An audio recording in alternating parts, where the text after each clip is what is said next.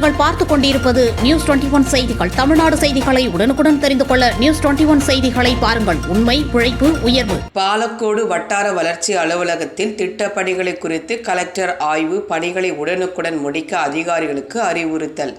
தருமபுரி மாவட்டம் பாலக்கோடு வட்டார வளர்ச்சி அலுவலகத்தில் திட்டப்பணிகளை குறித்து மாவட்ட கலெக்டர் சதீஷ் தலைமையில் ஆய்வுக் கூட்டம் நடைபெற்றது. இக்கூட்டத்தில் பாலக்கோடு ஒன்றியத்தில் செயல்படுத்தப்பட்டு வரும் மகாத்மா காந்தி தேசிய ஊரக வேலை உறுதி திட்டத்தில் நடைபெற்று வரும் பணிகளை ஆன்லைனில் பதிவேற்றம் செய்வது குறித்தும், கலைஞர் கனவு இல்ல திட்ட பணிகளை விரைந்து முடிக்கவும், ஊராட்சிகளில் அமைக்கப்பட்டு வரும் விளையாட்டு மைதான பணிகளை விரைந்து முடிக்கவும், கோடை காலத்தில் மேல்நிலை நீர்த்தேக்க தொட்டிகளை சுத்தம் செய்து அனைத்து பகுதிகளுக்கும் முறையாக ஒகேனக்கல் குடிநீர் வழங்கவும், பழுதான மின் மோட்டார் தெருவிளக்குகளை உடனுக்குடன் சரி செய்ய வேண்டும் எனவும் அதிகாரிகளுக்கு அறிவுறுத்தினர்.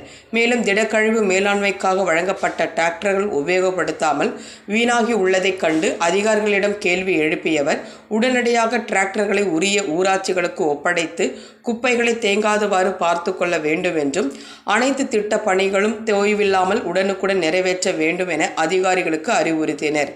இந்த ஆய்வுக் கூட்டத்தில் வட்டார வளர்ச்சி அலுவலர்கள் ரேணுகா, ராமச்சந்திரன், மண்டல துணை வட்டார வளர்ச்சி அலுவலர்கள், பணி மேற்பார்வையாளர்கள், அலுவலர்கள் திரளாக கலந்து கொண்டனர். நியூஸ் 21 செய்திகளுக்காக முனியப்பன்.